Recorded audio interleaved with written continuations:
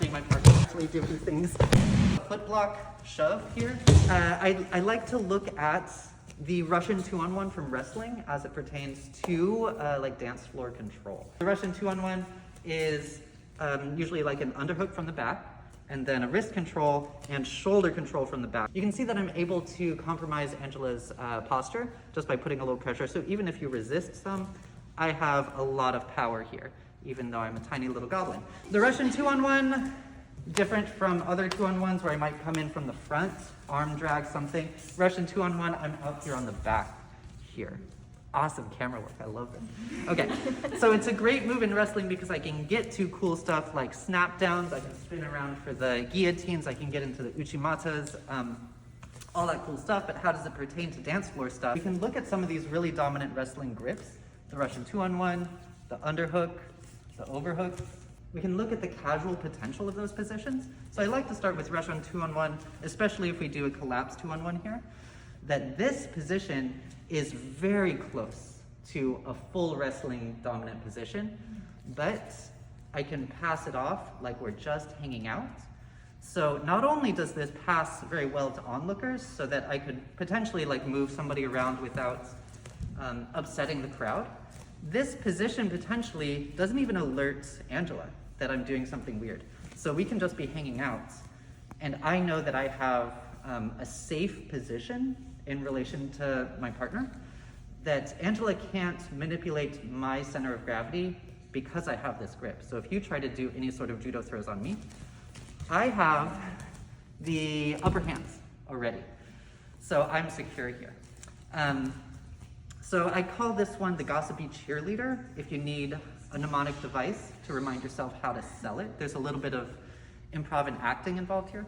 So instead of trying to just always walk around with your friends like this, we can go into Gossipy Cheerleader. So it'll be elbow to elbow around the back, and then I put the second hand usually on the wrist, or maybe hide it a little bit higher. You can disguise it like this, little limp wrists, as long as you know that you are very close to the full version.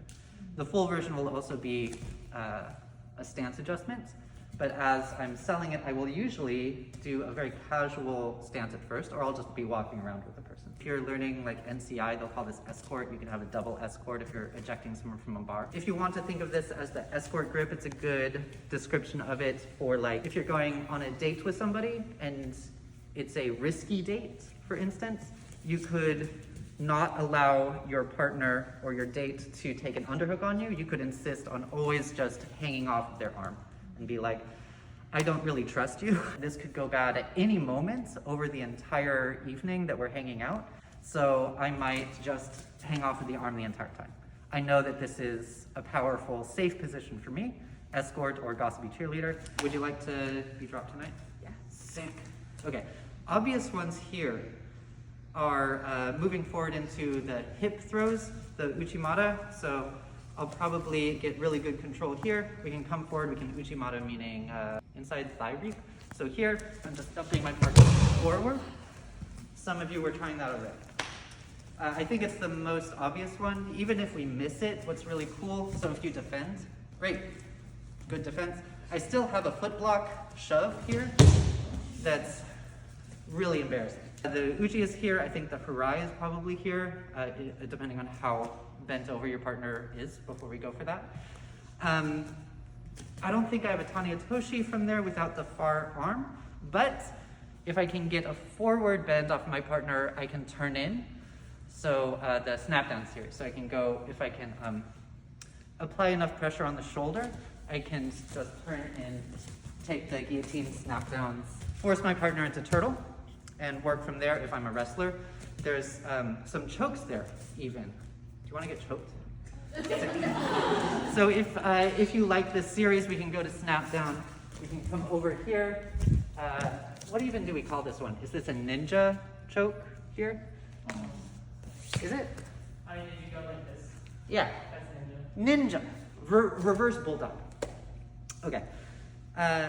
There's also sacrifice throws off of here.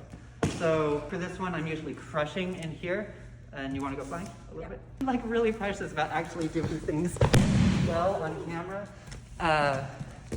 Sorry, just kicking you in the ribs instead of helping you up. I just wanted to reprise that these are great moves, really powerful, great demonstrations of how much power I can get from this position.